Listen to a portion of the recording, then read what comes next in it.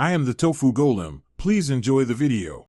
In this video, I will show how to make bagel bites in the microwave. First, grab your frozen bagel bites and a microwave-safe plate.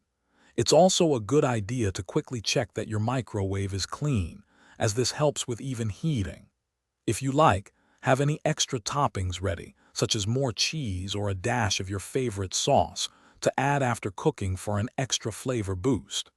This simple preparation ensures a quick and tasty snack. Now let's get cooking.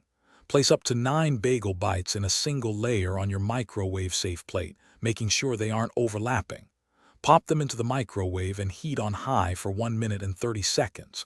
This timing helps ensure they are heated through without becoming too hard. Once done, carefully remove the plate and let them stand for about 1 minute to cool down a bit before enjoying. This prevents any burnt tongues. To get your bagel bites just right, consider a few tips. If you prefer a slightly crispier texture, try using a microwave browning dish, which can help achieve that desired crunch. Adding a very small amount of water to the plate before heating can also prevent them from drying out, keeping them soft and delicious.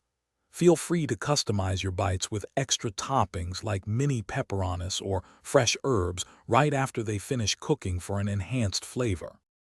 And there you have it.